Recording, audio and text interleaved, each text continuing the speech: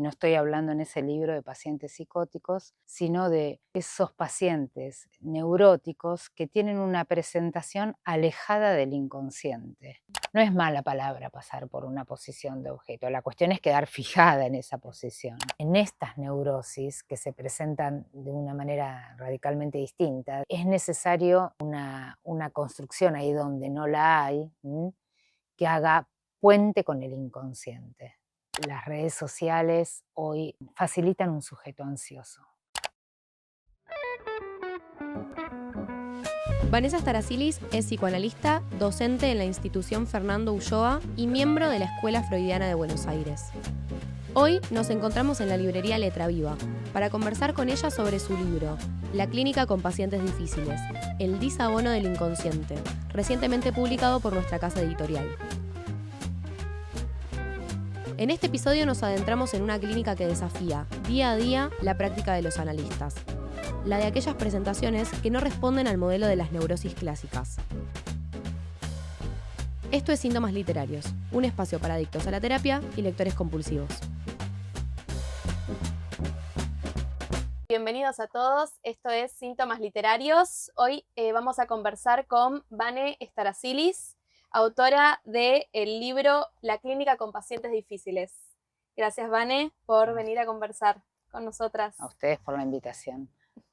Bueno, arrancamos con la primera. Primero, ¿por qué elegiste el nombre Clínica con pacientes difíciles? ¿A qué llamás vos Clínica con pacientes difíciles?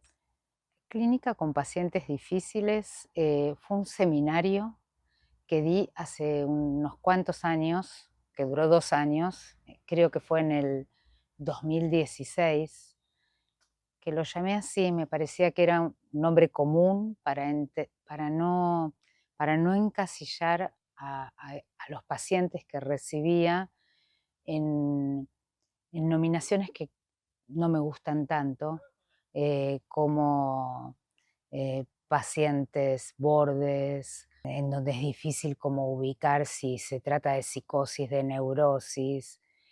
Entonces recurrí al nombre pacientes difíciles para mencionar una clínica que se presenta difícil de abordar. De alguna manera el título es engañoso porque todos los pacientes son difíciles o tienen hay un nivel de dificultad a atravesar, pero aún así preferí como mantener ese nombre o sostener ese nombre para esa clínica que es difícil de abordar y a veces difícil de teorizar, ¿sí? Y bueno, y que merece ser teorizada para poder ser abordada como corresponde, digamos, ¿sí? Planteás también el término novedoso de disabono. ¿De qué se trata? Ok, El término disabono del inconsciente. bien. Ese es un invento, Uh-huh. ¿sí? Me sirvo de Lacan, que para hablar de la psicosis va a hablar del desabono del inconsciente, para decir que hay algo de lo que no está, desabono del inconsciente, que hay algo del inconsciente que no está ahí operando. En estos pacientes, mi hipótesis es que mi hipótesis es que no son pacientes psicóticos, ¿sí? No estoy hablando en ese libro de pacientes psicóticos, sino de esos pacientes neuróticos que tienen una presentación alejada del inconsciente, una presentación que no encaja con el inconsciente, una presentación que va por la vía del acting, del pasaje al acto, de las impulsiones, ¿sí? Donde la palabra falta. Cuando yo digo alejada del inconsciente, es que las formaciones del inconsciente que conocemos a través de Freud no se hacen presentes. Me refiero a sueños, síntomas, fallidos, lapsus, sino que el paciente se manifiesta, se expresa a través de acting, pasajes al acto, impulsiones, ¿sí? Manías, con la particularidad de que no digo que no tienen inconsciente, pueden soñar, pueden tener fallidos, pero la manifestación predominante, si se quiere, y la que se hace difícil, volviendo al título, eh, no es subsidiaria del inconsciente, ¿sí? Se presenta de una manera que está disabonada del inconsciente, como separada del inconsciente, o anómala, como displasia, por ejemplo. Y acá vos hablas serían las manías, los ataques de pánico, las ansiedades, y vos decís que estas presentaciones clínicas que se encuentran de moda porque porque les sirven a la época, porque son solidarias a la época. ¿Por qué serían solidarias a la época actual? Ok, yo creo que el ataque de pánico existió siempre, no es que Sí. está de moda, digamos. Quizás, bueno, el término sí una expresión que surge en nuestra cultura cotidiana hace unos años, pero si uno va a un texto de Freud, que es un texto de 1895, Ujú, Freud ya planteaba eh, eh, eh, la sintomatología propia de los ataques de pánico, por ujú, ejemplo.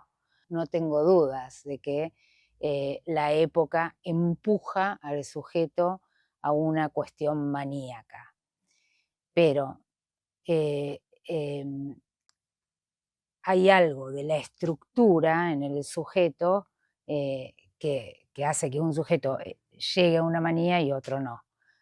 Pero la cultura o la época empuja al ideal maníaco, a vivir apurados, a trabajar sin parar, sin parar, al éxito permanente.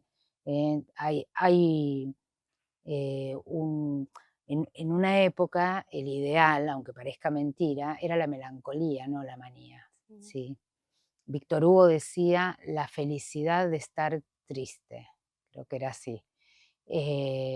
Se suponía que el sujeto melancólico era el sujeto pensante y creador, ¿sí? Hoy la melancolía tiene muy mala prensa, ¿sí? Sí, El sujeto pausado, tranquilo, medio triste, sí, sí. y creo que no se elogia eso, ¿eh? Y estamos más familiarizados con el sujeto maníaco, ¿sí? Sí. Con el que tiene la agenda llena, el que hace de todo, el que no para, el que no duerme. ¿Eh? Entra ahí en juego un ideal. Ahora la pregunta es por qué un sujeto responde a una manía o a una melancolía, porque sigue habiendo sujetos melancólicos también, obviamente, ¿no? Ujú. ¿Qué sería la melancolía y la manía para el psicoanálisis? Freud trabaja esto muy bien en un texto que se llama Duelo y Melancolía, que no tiene desperdicio, como muchísimos textos de Freud que tienen absoluta vigencia. eh, y él plantea que la melancolía y la manía son una respuesta a la pérdida, como el duelo. Ujú, El duelo es una respuesta a la pérdida. Pero el duelo es una respuesta bueno, esperable, ¿no? Si alguien pierde un ser querido o alguien pierde una etapa de la vida, ¿sí? Porque el duelo no solamente es respecto de la pérdida de una persona, ¿no? Eh, También estamos de duelo, no sé, cuando crecemos, cuando envejecemos, digamos, ¿no? Cuando perdemos cuestiones eh, propias de la vida. eh, Respondemos con un duelo, que es la respuesta esperable a una pérdida. Ahora, podría pasar que alguien, en vez de responder con un duelo, responda con una melancolía o con una manía.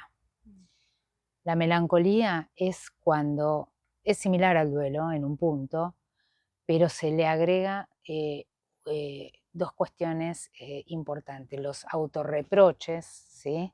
Donde el sujeto se siente eh, Desdichado. desdichado, que no sirve para nada, que no vale nada, ¿sí? Y queda como fijado a ese lugar. En la melancolía no hay una elaboración de la pérdida. El duelo permite una elaboración de la pérdida. Uno sabe que el duelo dura un tiempo y después de eso ese sujeto vuelve a investir otros objetos, ¿sí? No sé, por ejemplo, uno pierde la juventud pero gana en experiencia, supongamos, no sé.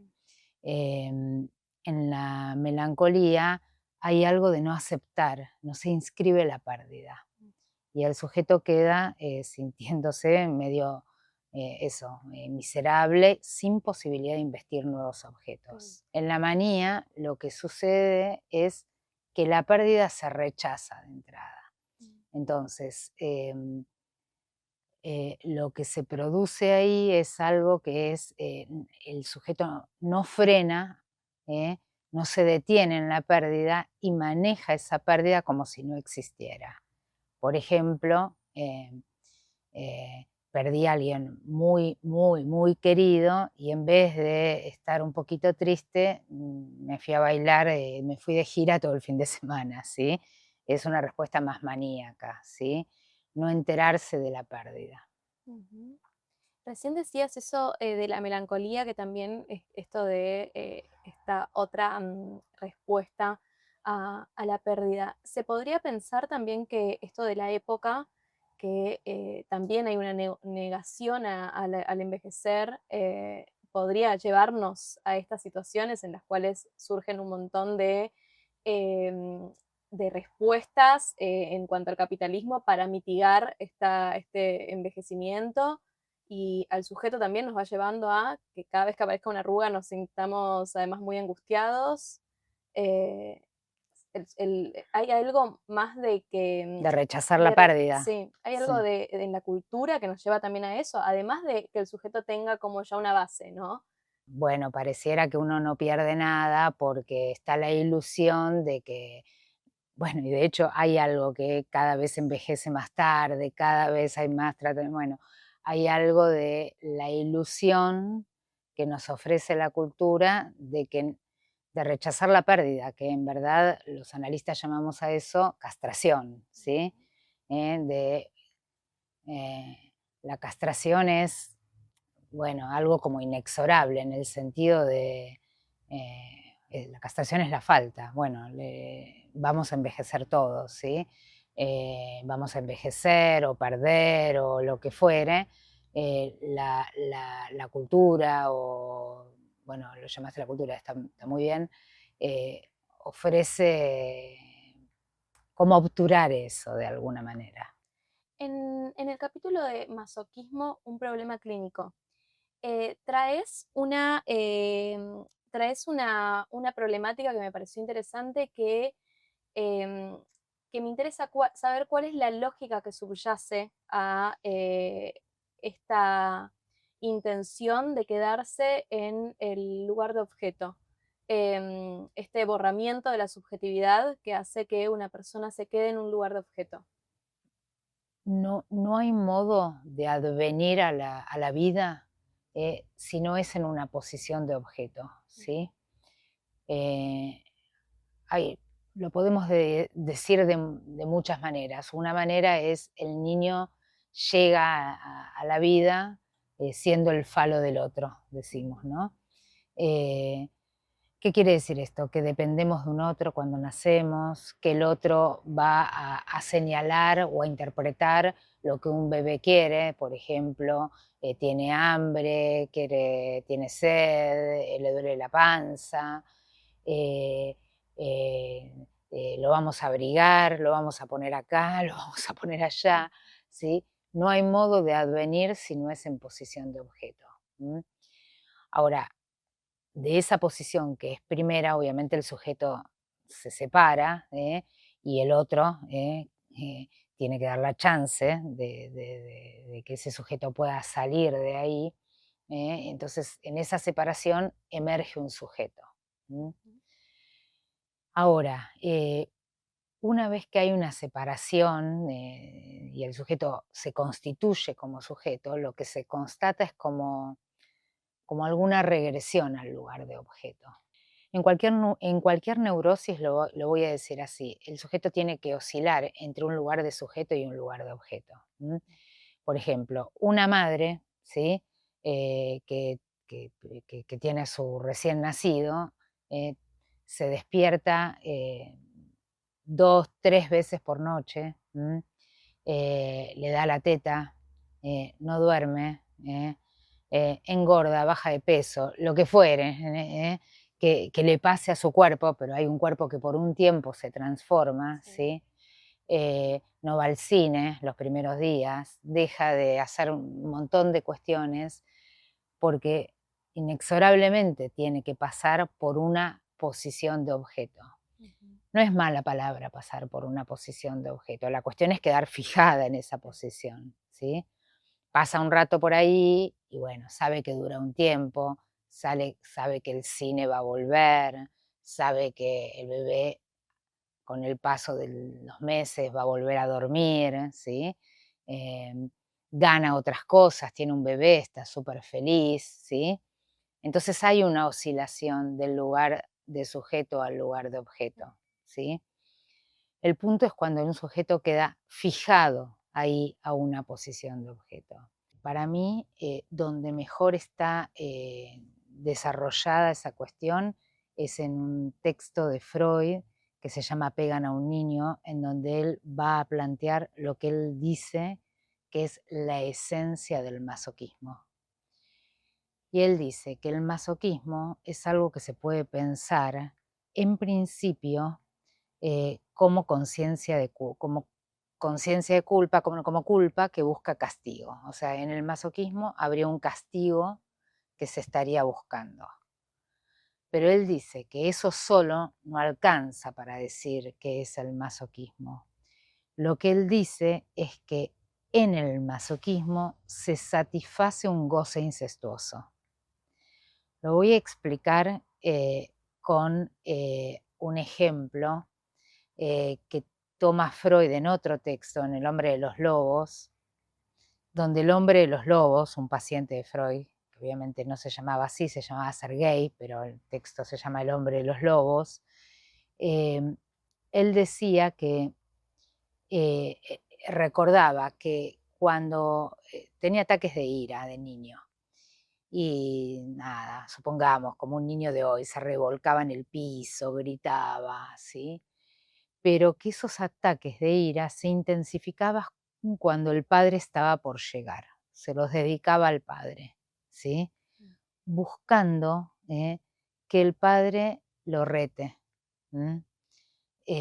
lo rete, se enoje, lo ponga en penitencia, ¿sí? Cuestiones que hoy con los niños también vemos muchas veces, ¿no? Un niño sabe que si corre todo el tiempo el límite va a tener, bueno, una sanción, ¿sí? No jugás a la play, no sé, te quedás en tu cuarto, lo que fuere. Entonces, lo que plantea ahí Freud es que el niño busca en ese reto, en esa penitencia, ¿sí? Una prueba de amor del padre. Suena raro y por eso es complejo, porque uno diría, ¿cómo una prueba de amor si el padre se enoja?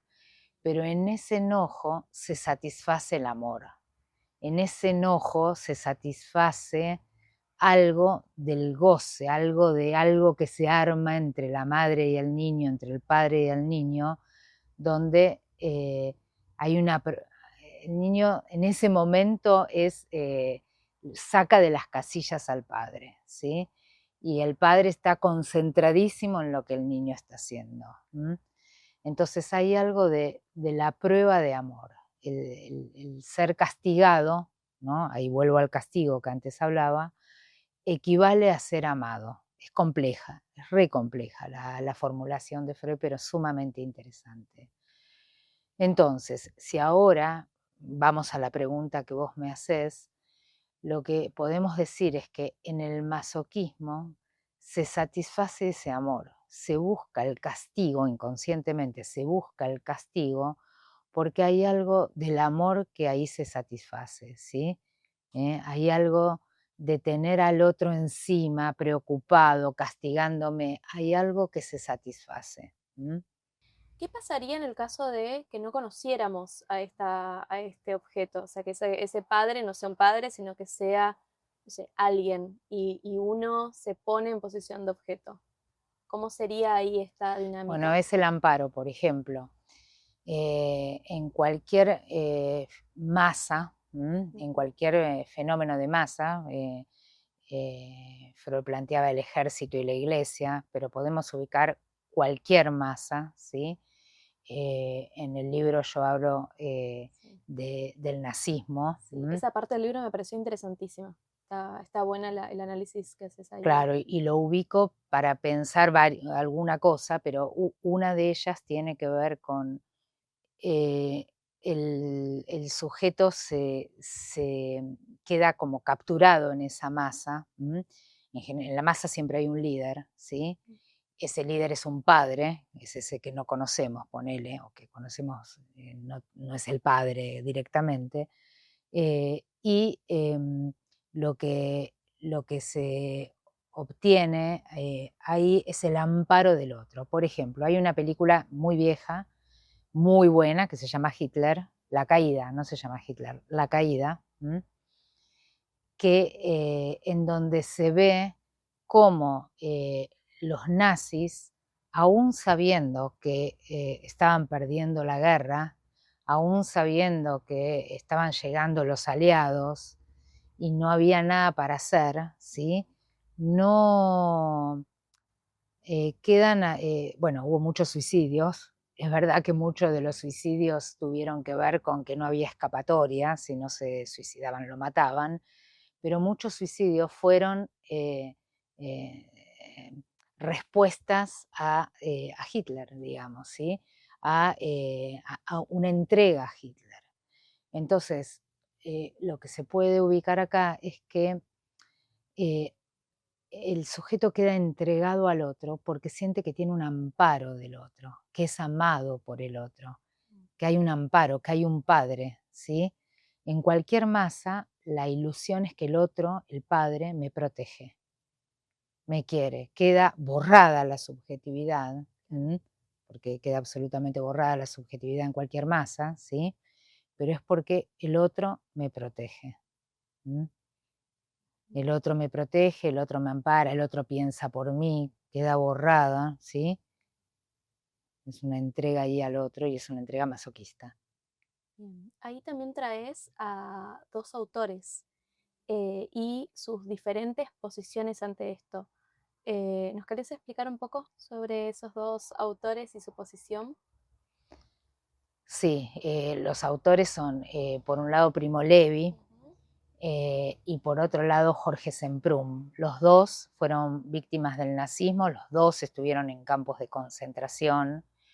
Es verdad que con condiciones distintas. Uno fue apresado porque era un intelectual, joven intelectual, y estuvo en un campo de concentración que fue Buchenwald, y el otro estuvo en Auschwitz y fue apresado por ser judío. Cuando termina la guerra, los dos tenían la idea de escribir. Primo Levi se transforma en el testigo, él dice, en el testigo, él quería testimoniar sobre las atrocidades allí vividas en los campos de concentración y, y bueno, se dedica a ser testigo, a escribir, ¿no? La humanidad le debe, bueno, una transmisión eh, de lo que allí se vivía, por supuesto, Sí, a contar el horror. a contar el horror. Semprún, que pretendía lo mismo, escribir sobre ese horror, cuando termina la guerra, se da cuenta que no puede escribir, Mm. que estaba como muy presente esa realidad, ese horror, y que no tenía esa posibilidad de escribir, que escribirlo un día, no lo volvía a la vida. y logra escribir 47 años después, ¿sí? Mientras Primo Levi escribe inmediatamente a la salida de lo que fue esa pesadilla, a Semprún le llevó 47 años esa escritura. La escritura para Semprún, que se iba a llamar la escritura o la muerte, se llamó la escritura o la vida, porque él pensaba que en el campo de concentración pensaba que el modo de salvarse iba a ser escribir, y después se dio cuenta que si escribía inmediatamente después de esa experiencia se moría. O sea, la escritura misma lo llevaba a la muerte. Necesitó 47 años de elaboración, en donde, bueno, en el libro voy contando con qué se encuentra, qué le pasa a él en esos 47 años, para poder escribir una vez que hubo represión, decimos los psicoanalistas. Entonces puede ahí escribir algo de esa historia. De alguna manera, ubico que Semprún puede salir de la posición de objeto, donde obviamente estuvo ubicado por el nazismo, con su escritura. Bueno, te llevo para otro lugar. Vamos a ansiedad. No es tan usual escuchar el término ansiedad en psicoanálisis. Es más, hay una vertiente que afirma que es como una pata de la angustia. ¿Qué pensás vos? Y si pensás que hay una diferencia o son similares. Creo que conviene hacer una diferencia entre ansiedad y angustia. Primero, hay otra cuestión común, creo, además de decir que la ansiedad puede tener que ver con la angustia. A veces pareciera que en este tiempo, vos hablaste mucho de la época, la angustia es algo a aplacar, digamos, ¿sí? A borrar del mapa. Y sin embargo, la angustia, los analistas, nos orienta. Lacan decía que la angustia es brújula en la dirección de la cura. La angustia es brújula y orienta porque la angustia señal va a dar cuenta de una posición de objeto que el sujeto ocupa para el otro. Por supuesto, todos tenemos derecho a sentir angustia, supongamos, nos separamos de nuestra pareja y estamos angustiados, por supuesto. A esa angustia la llamamos angustia de pérdida, angustia de castración, porque perdimos ahí algo, ¿sí? Pero la angustia señal es otra cosa, ese es un nivel de angustia. Si alguien hace consistir un lugar de objeto, por ejemplo, alguien que tiene un lugar de ser la buena en todo, ¿sí? La buena onda, la santita, la amorosa, la que siempre se porta bien, la que nunca lleva problemas. Antes hablábamos de que el sujeto ocupa un lugar de objeto. El lugar de objeto siempre se traduce en algo parecido a lo que estoy diciendo. O uno puede tener un lugar de objeto porque es el mejor de todos, porque es el número 10, porque es el peor de todos, porque es el mala onda, el bueno, el lindo, el feo. Es el lugar dado por el otro. Bien, sí. A eso llamamos lugar de objeto, digamos, ¿sí? Ocupa un lugar de objeto. Entonces, cuando el sujeto advierte ese lugar de objeto, ¿sí?, que ocupa para el otro, por ejemplo, cuando en una escena lo que advierte es que lo único que hizo es jugar su lugar de buenito, ahí adviene la angustia. El lugar de angustia adviene cuando se advierte o cuando se recorta ese lugar de objeto. Y la angustia siempre señala un lugar donde el sujeto está, el lugar del buenito, y también la posibilidad de la caída de ese lugar. Porque ese lugar es un lugar que puede caer, o que empieza a caer. Hay sujetos que ocupan el lugar de el buenito, el número 10, el mejor, toda la vida o mucho tiempo y no se angustian por eso. Que emerja la angustia es un pasito importante, porque lo que está emergiendo ahí es una pregunta, ¿en qué lugar estoy yo? ¿En qué lugar? ¿Por qué me hice el bueno cuando quería decir que no estaba de acuerdo? ¿Sí? ¿Otra vez vuelvo a ser el buenito? ¿Sí? Supongamos. Entonces es un lugar que puede caer. La ansiedad es un capítulo aparte, digamos. Primero que la ansiedad refiere a dos cuestiones distintas, ¿sí? Por un lado refiere, por lo menos en nuestro idioma, uno usa la palabra ansiedad para decir dos cosas que son distintas.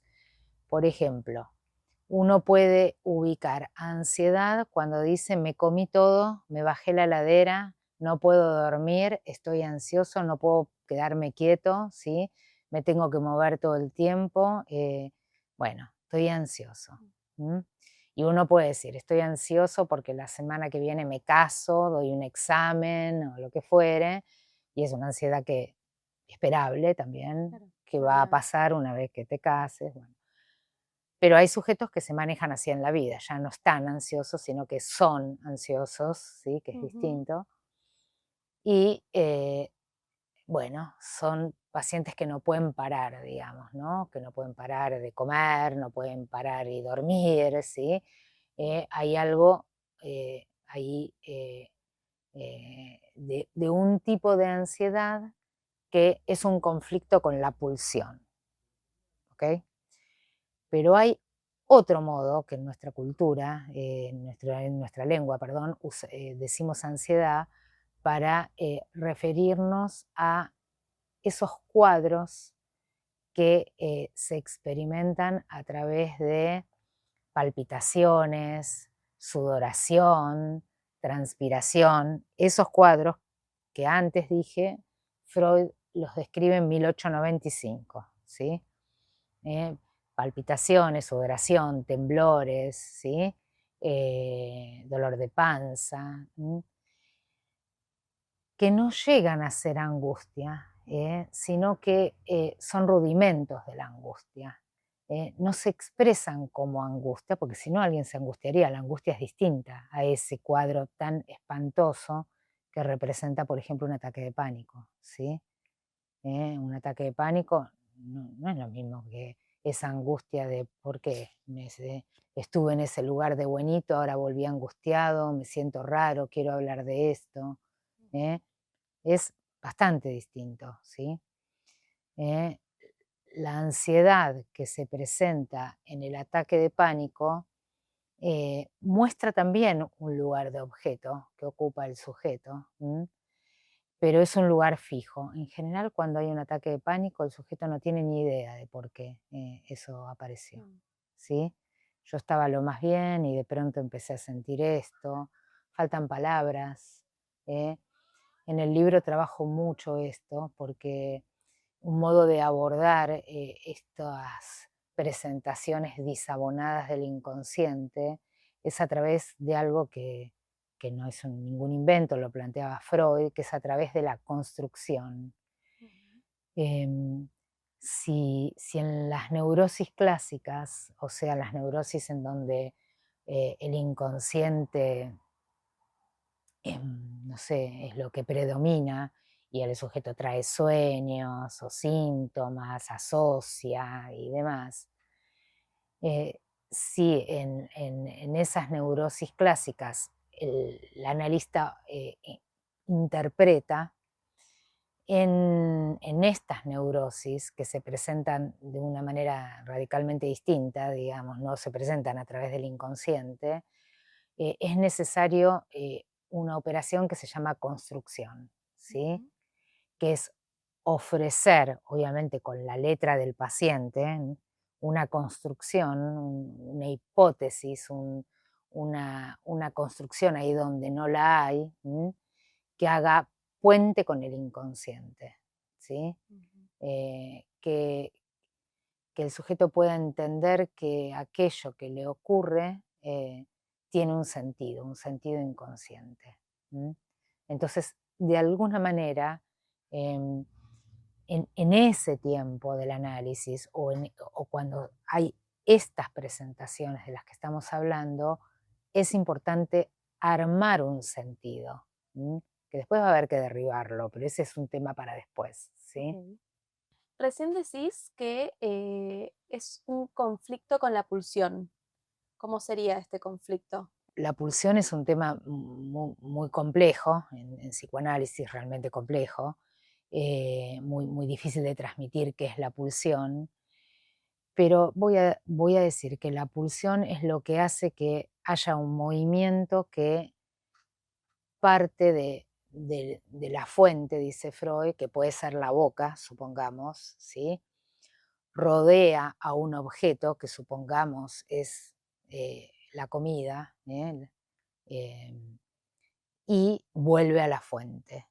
Y lo que dice Freud es que esa pulsión tiene algo que llama Drang, que es como el empuje que permite ese movimiento, ¿sí? Entonces, ese es el circuito de la pulsión y la pulsión se satisface en ese recorrido, con la particularidad de que la pulsión no se encuentra con el objeto, porque el objeto en psicoanálisis está perdido. Ujú. Entonces, se encuentra con, no sé, una porción de cheesecake, pero no se encuentra con la teta, ¿sí?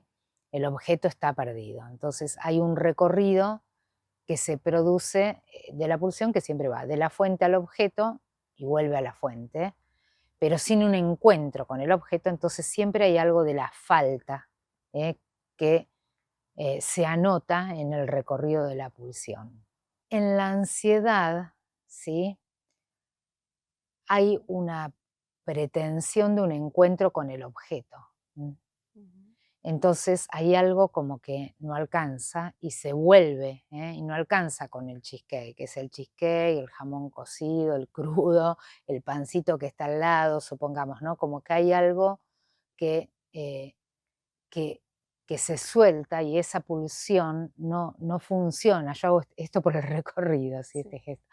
Eh, no funciona como en ese montaje, dice Lacan, de estos elementos de la pulsión, sino que la pulsión funciona como puro drang, que va al encuentro con un objeto. ¿M? Entonces se pretende un objeto todo. ¿M? Esa es como la ansiedad que, eh, que llamaría desvío de la pulsión. Desvío de la pulsión porque la pulsión, en vez de encontrarse con la falta, se encuentra con la voracidad, con el todo. La otra ansiedad, o lo que propongo diferenciar, que también llamamos ansiedad en nuestra lengua, ¿sí? eh, se encuentra más bien con un fracaso de la angustia, porque la angustia no aparece, lo que aparece son rudimentos de la angustia, pero no es la angustia. ¿M? Hay que llegar a la angustia, aparece una cosa en el cuerpo, señales en el cuerpo de ansiedad, de palpitaciones, de algo que el sujeto no registra como angustia. Ujú. ¿Eh? Y tal vez el sujeto termina en una guardia médica creyendo que está teniendo no sé qué cosa eh, coronaria, un ACV. Recuerdo un paciente que tenía miedo de tener un ACV, un ataque cardíaco, porque no había un registro de la angustia. Entonces, algo de la angustia de alguna manera fracasa. Freud dice que esos cuadros que estamos describiendo, las Ujú. palpitaciones, mareos y demás, equivalen a la angustia. Mm. ¿M? Pero es interesante porque la equivalencia no es lo mismo La angustia en no sí. es igual. ¿Eh? ¿Cómo trabaja el psicoanálisis? ¿Cómo trabajás en el caso de estas presentaciones de ataques de pánico, cuando viene un paciente con esta sintomatología? En general, cuando llega alguien con ataques de pánico, primero no tiene mucha idea de por qué, ¿sí? no le encuentra sentido. En general hay algo como medio disociado, el sujeto siente que quizás está bien, que de pronto está haciendo algo y le sobreviene un ataque de pánico o un ataque de ansiedad, ¿sí? Ujú. Lo diferencio porque a veces el ataque de ansiedad es la emergencia de estas palpitaciones, mareos, y el factor pánico no está. A veces sí está, que es, siente que se va a morir, que algo va a pasar, ¿sí?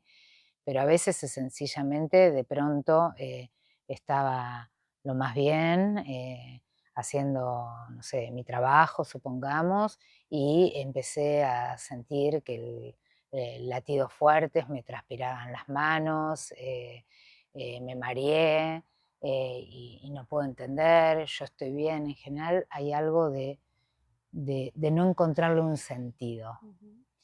Y es fundamental, eso, construir un sentido ahí. Intentar con el sujeto, digamos, con el paciente, obviamente, eh, armar un sentido, empezar a hacer conexiones que no están, ¿sí? Eh, que den cuenta de qué puede estar pasando allí, que pueda empezar a emerger, letra, alguna letra, que dé cuenta de lo que allí, puede estar pasando. Porque ese es el modo de de hacer puente con lo que antes decía que estaba disabonado del inconsciente. Es el camino, es el abono al inconsciente, sería. Entonces, bueno, ese es el trabajo, digamos, primero, digamos. Eh, Eso tiene un sentido y construir ese sentido. Que el sujeto pueda como saber de dónde puede venir eso, es un primer paso en el ataque de pánico, digamos. Luego vendrá un tiempo en donde eso que aparece como, que antes decía, que queda señalado en lugar de objeto del sujeto y aparece como un signo fijo, pueda metaforizarse, y la posibilidad de metaforizarse también, emerge, ahí cuando se puede empezar a armar una historia, cuando se puede empezar a armar un discurso en relación a lo que le ocurre. ¿Se podría pensar que hoy en día en la clínica lo esperable serían estas neurosis no clásicas? Bueno, siempre me encuentro con esta pregunta, en los cursos, en posgrados, me encuentro mucho con esta pregunta, porque evidentemente, los analistas hoy se encuentran mucho con estas presentaciones. Pero yo lo que quiero decir es que sí, un poco te podría decir sí, pero la verdad que eso es esperable no solamente, de pacientes, de cualquier paciente, ¿sí? El que asocia, el que trae sueños, el que tiene fallidos, en algún momento va a venir con un acting o con un pasaje al acto, ¿sí? O, o puede tener una vida en donde, asocia, sueña, ¿sí? Y demás, y ser un neurótico de las neurosis clásicas, como estás diciéndolo vos, pero quizás, tiene, una presentación impulsiva, con la comida o, o con cualquier otra cuestión, ¿sí? O un rasgo más maníaco, ¿sí? Ujú. Esto es algo que Freud en algún momento ubica, y lo ubica respecto de lo que él va a llamar neurosis mixtas, ¿sí? Entonces, me parece em, que uno puede pensar que este disabono del inconsciente puede emerger respecto de de alguna manifestación de este paciente, pero que sin embargo en otro plano es un paciente que, bueno, sueña, tiene formaciones del inconsciente, quiero decir. O sea, aún para pacientes que llegan con formaciones del inconsciente, también hay algo que sucede a nivel del ello. Hoy no hablé del ello, pero Ujú.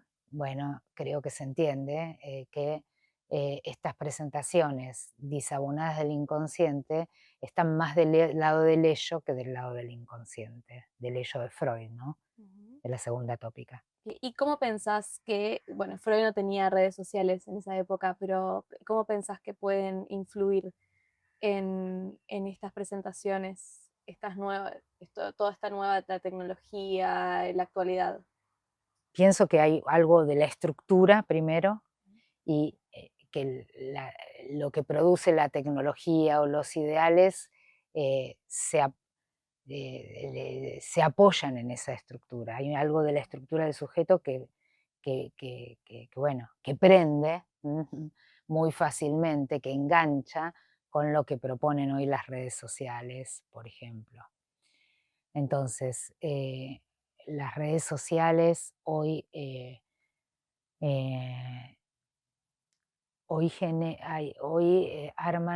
facilitan un sujeto ansioso. ¿Por qué? Porque las redes sociales, de alguna las redes sociales, el discurso actual también podemos decir, hoy promete de alguna manera o arma la ilusión de que hay una posibilidad de encuentro con el todo. De que alguien puede llegar a tener todo, un éxito total, ser más lindo que, no sé, el todo, Ujú. como un acceso a nada es imposible, como decía una marca deportiva. Tú puedes, nada es imposible, ¿sí?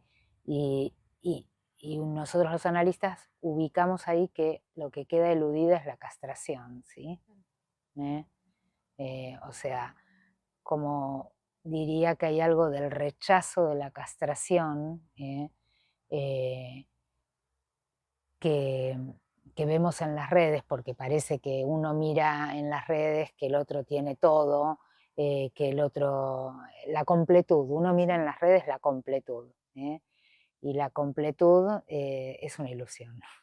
Bueno, estamos llegando al final de la entrevista, falta una última preguntita, pero le queremos agradecer a nuestros amigos de El Psicoanalista que nos acompañan siempre, así que, bueno, bien para una charlita de vinos y literatura.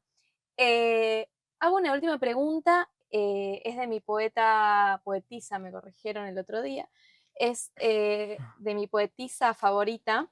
eh, Ella lo escribe se llama Sala de Psicopatología y lo escribe en El Pirobano. Hay una pregunta metida en el poema y yo siempre me encanta que cada persona que venga acá deje una posible respuesta a esta pregunta. Te leo el poema un poquito.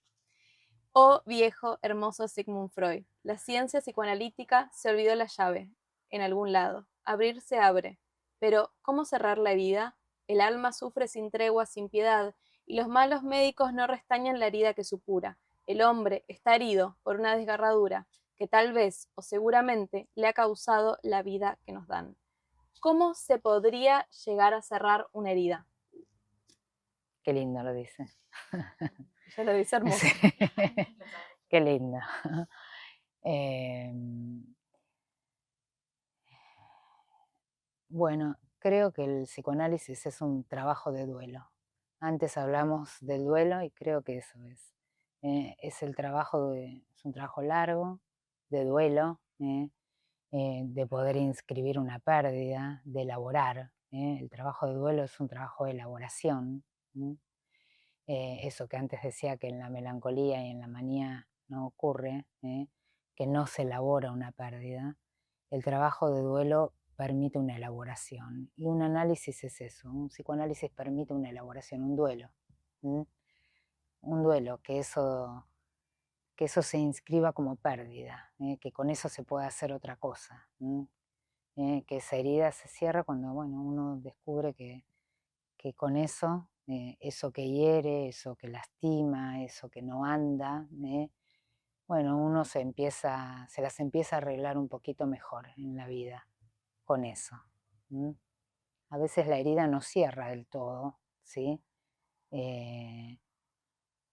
A veces se abre cada tanto, puedo decir, ¿sí? Pero el sujeto se las arregla mejor, ¿sí? Sí me dio un trabajo de duelo. Bien. Gracias, Vane. Tenemos un regalito. Ah. Nosotras siempre pensamos un regalito con todas las chicas. Bueno, además está también algo para que acompañes la lectura. Siempre elegimos un libro que vaya de la mano con el libro que trabajamos acá. Así que, bueno, espero que te guste. Espero que no lo hayas leído. Ay, a ver. No, ¿sabés que no? Ay, bueno, muy bien, porque sí o sí lo muy leyó. bueno, no. No lo tengo, ¿sí? No lo leí, pero qué verdad. Si existe Auschwitz, no puede existir Dios, ¿sí? Tal cual, tal cual. Y bueno, y un vinito de nuestros amigos para acompañar un poco la buenísimo, lectura bastante. buenísimo, muchas gracias. Buenísimo, viene muy bien. Bien, bueno, gracias, Vane, gracias por venir a conversar. Gracias la a pasamos ustedes, muchas excelente. gracias por las preguntas, muy buenas. Gracias. Gracias por el libro.